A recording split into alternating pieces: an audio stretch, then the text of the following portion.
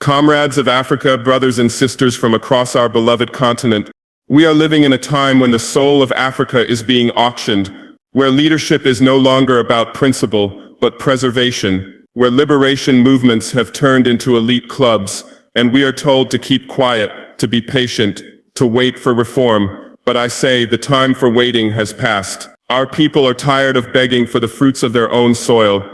Look at South Africa, a land rich with struggle, a people who fought so fiercely for freedom.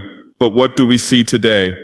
A ruling party that was once a symbol of defiance, now defending privilege. A government that speaks of transformation, but bows to capital. A president who speaks of unity, but governs through caution and compromise. President Ramaphosa, with all due respect, what legacy will you leave?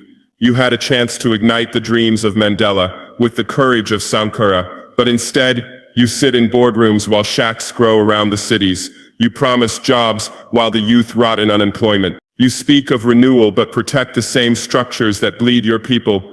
This is not leadership, this is management of decline. And so I say, Africa must choose. Do we continue to follow those who fear the discomfort of radical change, or do we chart a path that places the people first, not in slogans, but in action? The boldness we need is not reckless violence, but fearless justice, a willingness to break with the systems that keep us dependent, exploited, divided. I did not rise to power to wear medals or sit in air-conditioned offices.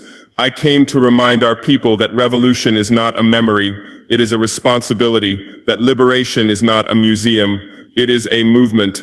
Burkina Faso chose to rise, not because it was easy, but because we were dying slowly while waiting for permission to live. If Africa wants dignity, then Africa must be brave. It is time to stop admiring failure dressed in diplomacy. It is time to expose the truth, even when it is uncomfortable. The ANC of old would weep if it saw what the ANC of today has become, but it is not too late. Not for South Africa, not for the continent. The fire is still burning. Let us carry it forward, not just with speeches but with sacrifice, honesty and the courage to break away from every master who ever told us we are not enough. Africa will rise, but only if we dare to rise with it. Leadership requires courage, not comfort. Leadership is not about maintaining one's image in the international press, nor is it about being praised by those who once colonized and enslaved our people. True leadership is about standing in the fire with your people when the world turns its back. It is about making decisions that may not be popular in Paris, Brussels, or Washington, but are right in Ouagadougou, Johannesburg, or Lagos. When I speak of courage, I do not mean bravado. I do not mean empty slogans shouted from podiums while policies remain unchanged. I speak of the kind of courage that risks everything to restore dignity to the African people. That kind of courage has become rare. Too many of our so-called leaders have exchanged their revolutionary convictions for boardroom privileges. They now prefer negotiations with mining corporations over negotiations with their own people. They prefer investor confidence to the confidence of the hungry mother in the village who still walks kilometers to find water. They sit in offices signing agreements that allow the extraction of our wealth, while our children sit in overcrowded classrooms or drop out altogether. Cyril Ramaphosa is not the only one, but he is the most symbolic because he leads a nation that once inspired the world. South Africa was the beating heart of resistance against apartheid. It was the flame of hope that reminded us that no matter how brutal a system, the people could overcome it. But look at what has happened now. The same party that once produced heroes like Chris Hani and Steve Biko now produces scandals, silence, and soft hands toward exploitation. Under Ramaphosa, the ANC has become more interested in managing inequality than eradicating it. There is no courage in that. There is fear of confronting the rich, fear of upsetting the West, fear of radical change.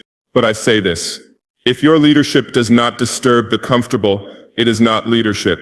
If your leadership only exists to maintain the peace of the wealthy while the poor suffer in silence, then you are not leading, you are managing the status quo. Africa does not need managers. Africa needs visionaries. We need men and women who are willing to be hated by the powerful if it means they can be loved by the people. We need leadership that takes risks, not for personal gain, but to free the continent from the systems that have held us in chains long after colonial flags came down. Leadership is sacrifice.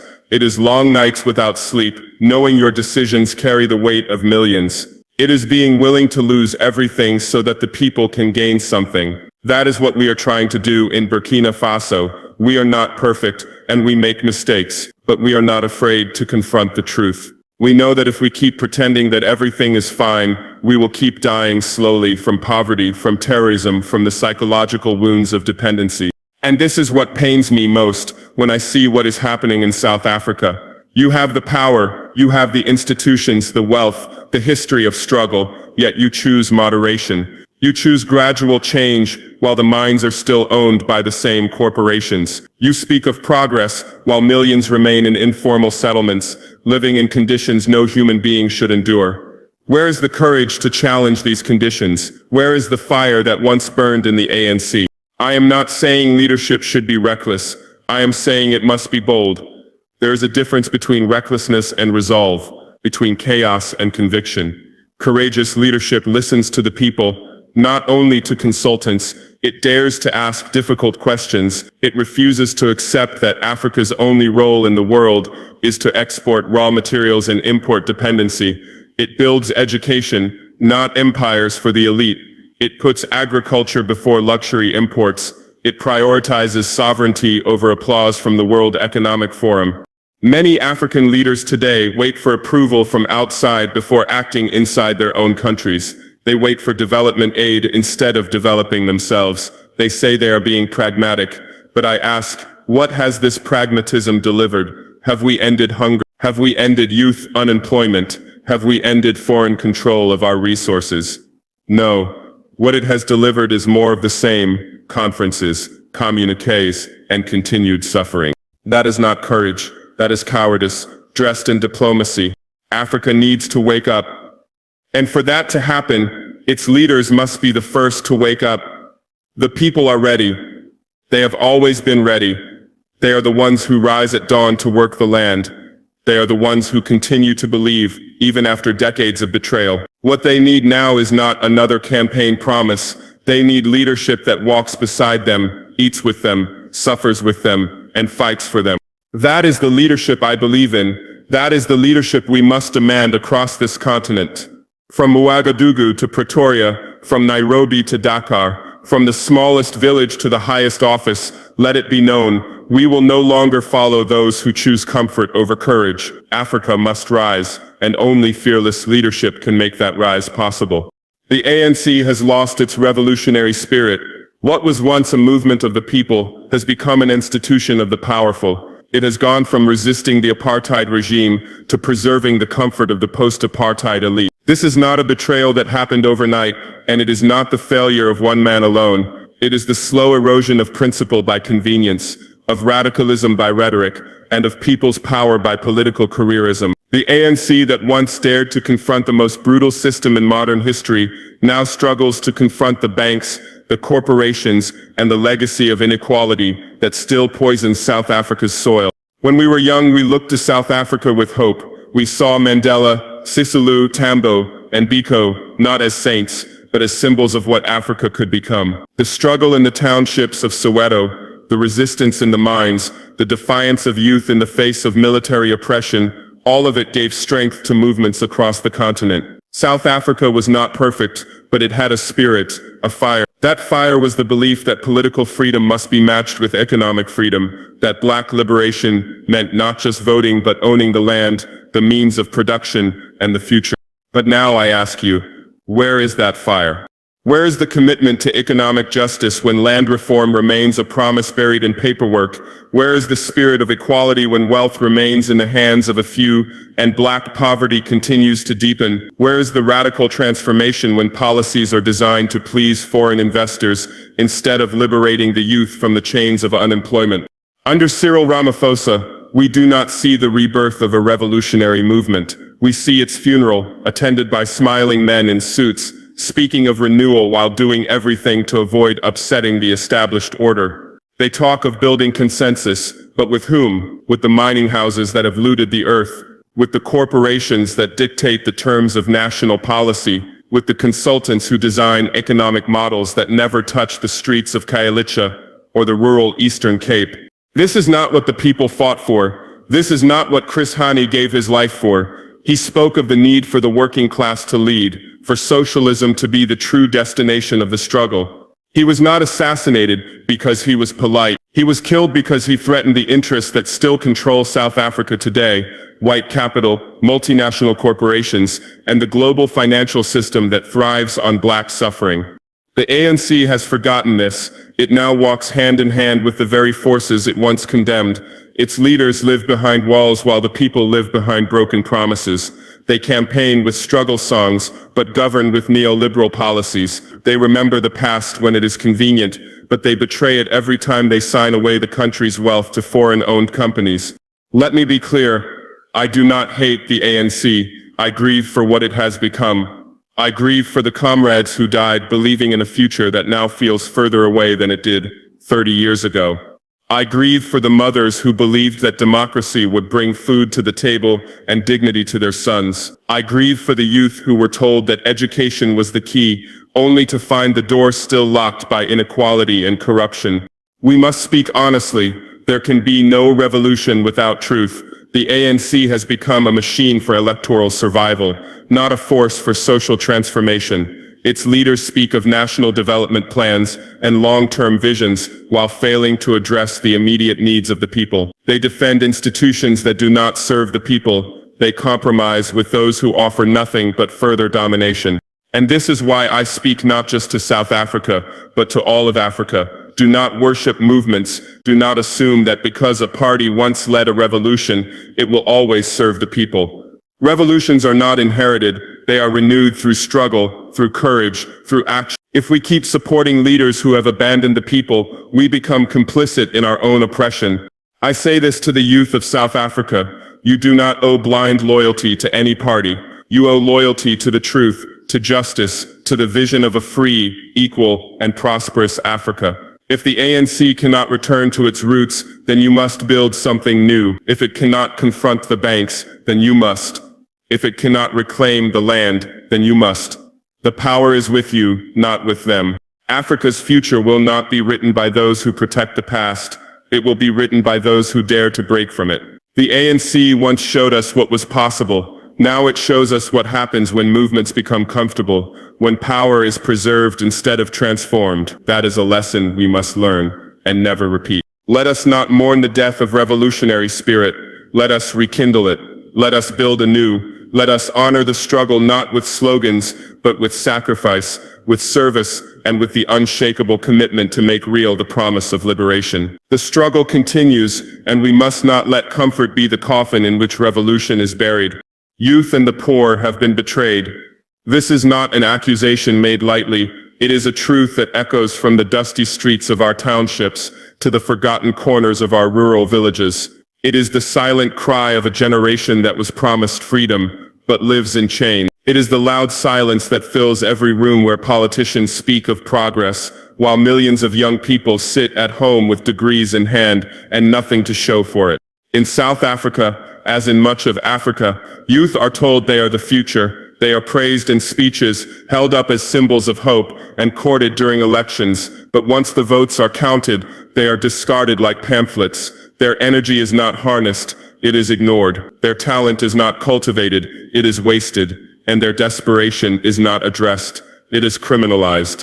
This is the greatest betrayal, that after centuries of colonialism, decades of apartheid, and years of promised transformation, the majority of young black South Africans remain on the margins of the economy. They watch as the children of the rich attend the best schools, access the best jobs, and inherit the best opportunities. They are told to work hard, but they are not given work. They are told to dream, but are never handed the tools to build those dreams. How can a young man believe in democracy when he has never tasted its fruits? How can a young woman believe in freedom when her stomach is empty and her future uncertain?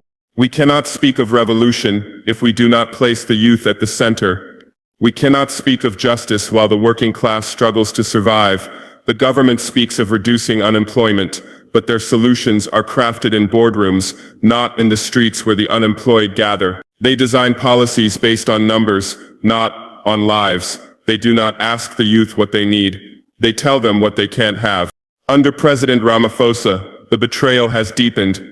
There was hope that with his rise would come renewal, that he would tackle corruption, invest in education, and fight for the poor. But what has come instead is delay, excuses, and empty gestures. The rich are still rich, the poor are still poor, and the youth, who should be building the nation, are instead building nothing because they have been locked out. Look at the townships, look at the informal settlements. These are not statistics. These are communities full of potential that has been abandoned. Children walk long distances to under-resourced schools. Young people graduate with qualifications, but no opportunities. Parents sacrifice everything, only to watch their children fall into despair. This is not freedom. This is not transformation. This is a managed decline disguised as stability. Leadership must ask itself, who is it serving? Because from what we see, it is not serving the people. It is serving the markets. It is serving the old colonial economic model, where Africa provides cheap labor, raw materials, and silent obedience. And when the youth reject that silence, when they rise and protest, they are met not with understanding, but with rubber bullets. When workers demand dignity, they are labeled troublemakers. When the poor demand justice, they are told to wait. But we know that every delay is a death sentence. Every postponement of action is another young life wasted. And I say this to all leaders who think they can ignore the cries of the youth. You are mistaken, because the anger is rising. The betrayal is not forgotten. This generation is watching, and soon they will act, not out of hatred, but out of necessity. They will not wait for you to hand them the future. They will take it. That is why we must choose a different path. A path where education is not just a right in law, but a reality in life, where vocational training, digital literacy, and entrepreneurship are prioritized, not as slogans, but as daily investments. A path where land reform is not just discussed in parliament, but implemented in practice. A path where the informal economy is embraced and supported, not harassed and overregulated. The poor do not ask for miracles, they ask for fairness, for a chance to live with dignity, to work, to learn, to feed their families, to be heard. The youth do not demand perfection. They demand opportunity, and it is our duty as leaders not to lecture them, not to pacify them, but to serve them. Africa cannot rise while its young are unemployed. Africa cannot be free while its poor remain trapped. The true wealth of our continent is not in gold, oil, or diamonds. It is in the people, in the hands of the youth, in the backs of the workers. If we continue to waste them, we waste our future. Let us stop pretending that things are working. Let us stop reciting tired phrases while people starve. Let us tell the truth and face it with courage. The youth and the poor have been betrayed, but they will not be betrayed forever. A storm is coming, and those who fail to act with justice today will answer to the people tomorrow. I stand with the youth. I stand with the workers. I stand with the poor, because I know that when they rise, Africa rises, and I would rather rise with them in truth than fall with the powerful in silence. Radical change is not a threat, it's a necessity. It is not something we should fear, it is something we should embrace if we are serious about dignity, justice, and the future of Africa.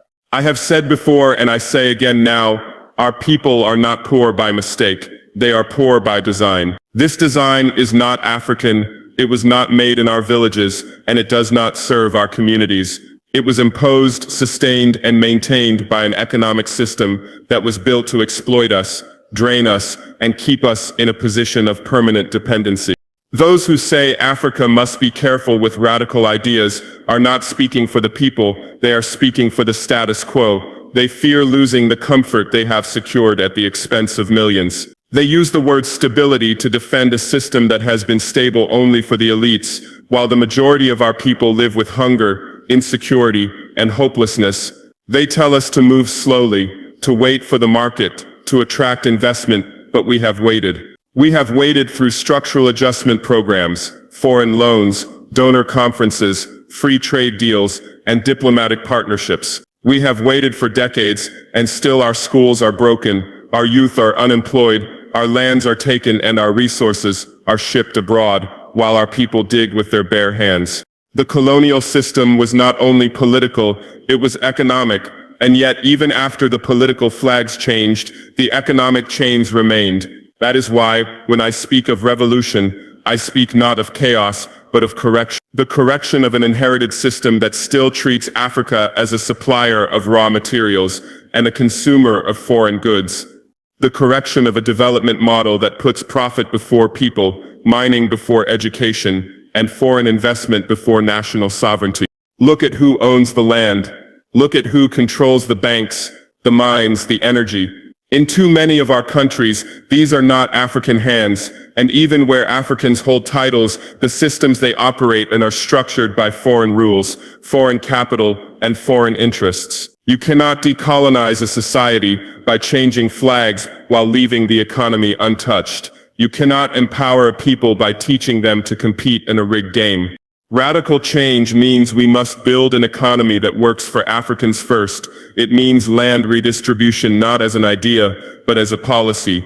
It means nationalizing strategic resources, not for corruption, but for collective benefit. It means investing in local production, regional trade, and food sovereignty. It means rejecting the idea that our destiny must always be negotiated in foreign capitals and measured by foreign institutions. This is not extremism. What is extreme is the current system that allows billions to be made from African soil while African children starve. What is extreme is the idea that young people should accept unemployment in the name of economic realism. What is extreme is that we are still paying debts we never created and being lectured on governance by the same powers that once enslaved us. They call us radicals because we refuse to bow. They call us dangerous because we refuse to beg.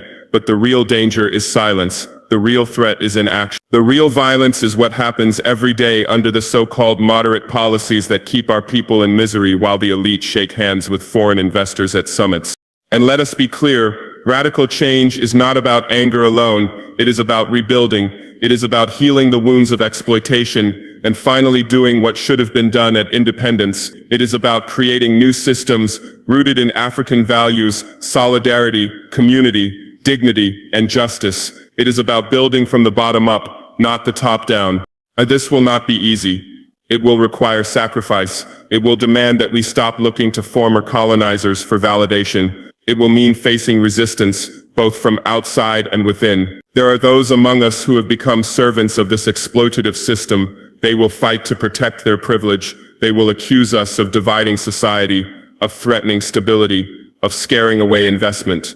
But what has that investment brought us if our people are still poor? What good is peace if it only protects injustice? We must be ready to stand firm because our generation has a duty not to repeat the mistakes of the past.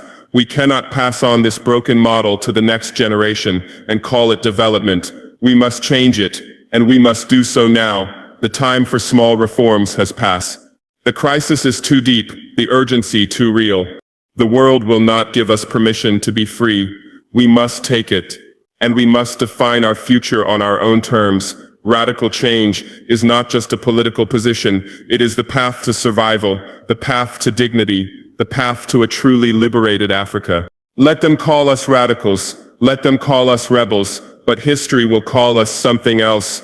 Africans who finally stood up, not to destroy but to rebuild what centuries of exploitation have broken. This is not a moment for hesitation, it is a moment for courage, and in this moment I choose to walk with the people, boldly, decisively, and without apology. African unity must be based on action, not diplomacy. We cannot build a strong, free, and independent continent through declarations alone. We cannot continue to meet at summits and conferences, smile for the cameras, sign joint communiques, and then return home to continue serving foreign interests. Unity is not forged through speeches and slogans. It is forged in action, in struggle, and in the difficult but necessary task of holding one another accountable to the dreams of our people. Today, Africa is full of institutions. We have regional blocs, continental bodies, trade agreements, and memorandums of understanding. But what are these structures worth if they do not protect the African people? What value do they hold if they cannot prevent the exploitation of our land, the destruction of our environment, or the continued looting of our wealth? What is the purpose of unity if it is used to protect corrupt governments instead of confronting them? What is the use of brotherhood between leaders who refuse to speak the truth to one another?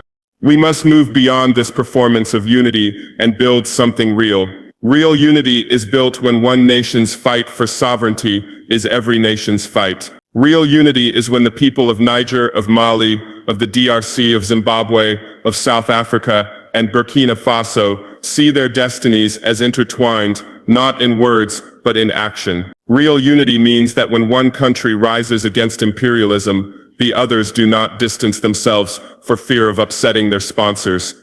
It means that when one government stands up to exploitation, the others do not whisper behind closed doors about how dangerous that path is. No, they should stand together, shoulder to shoulder, and say to the world, we are not for sale.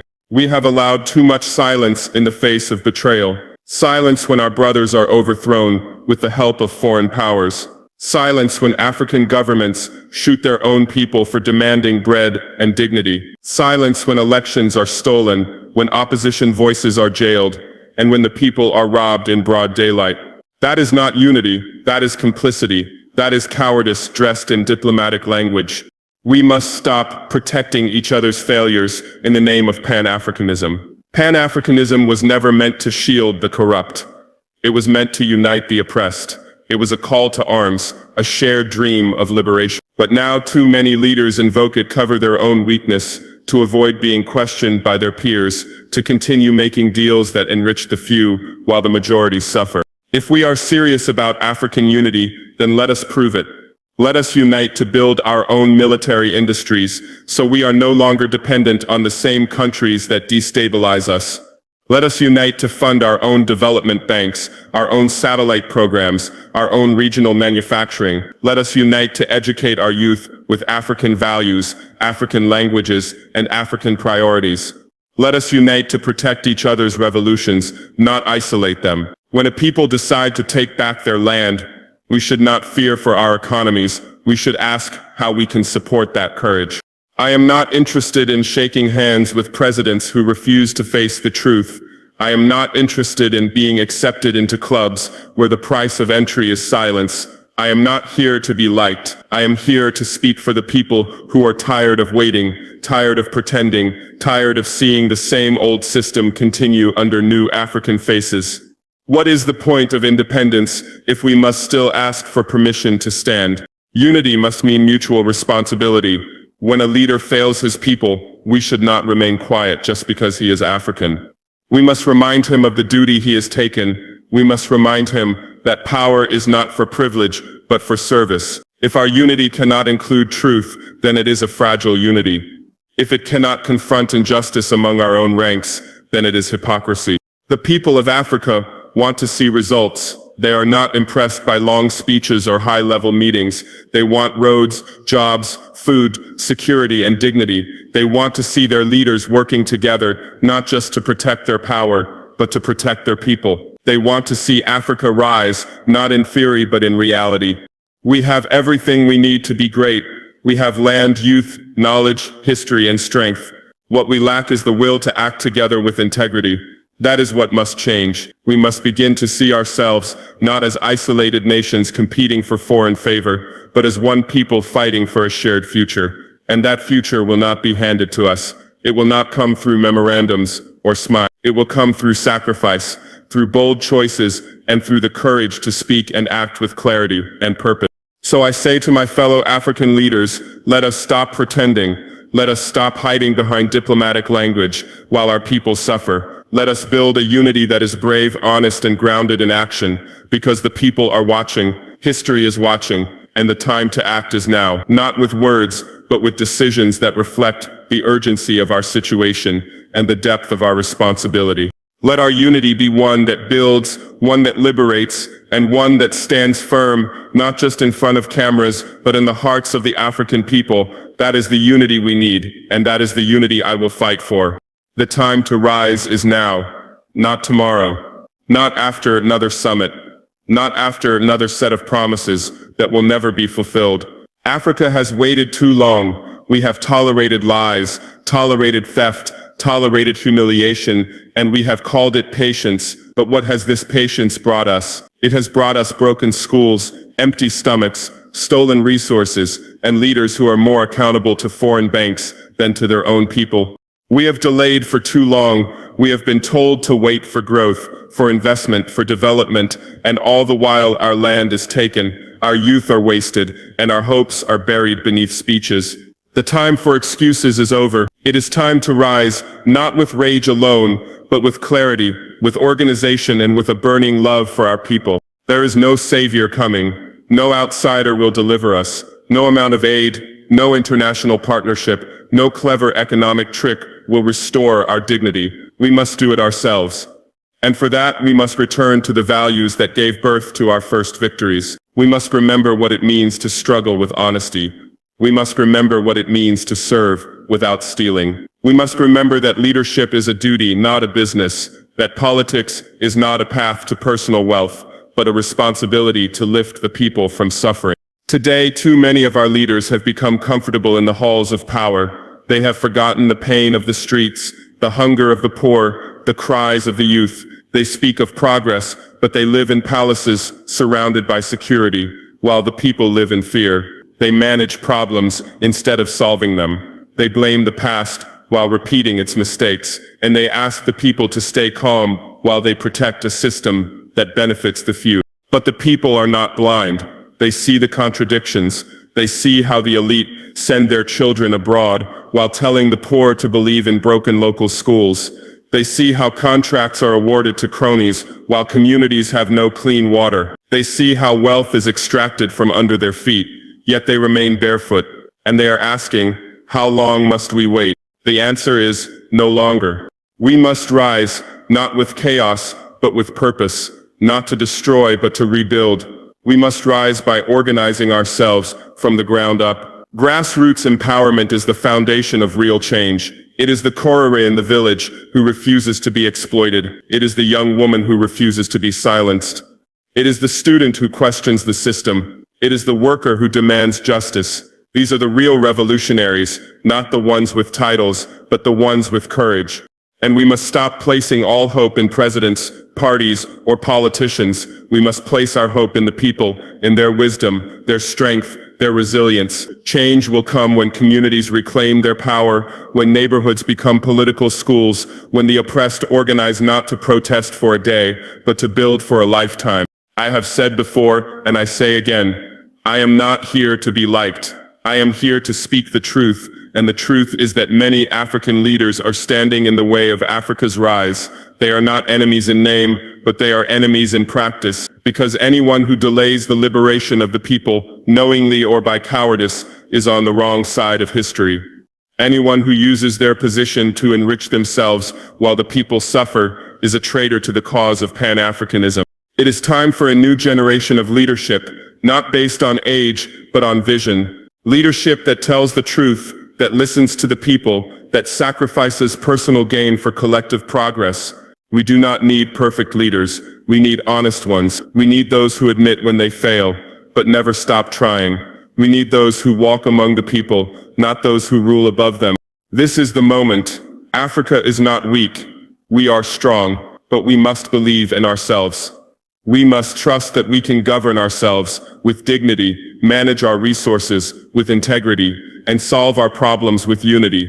The world will respect Africa when Africa respects itself, and that respect begins with action.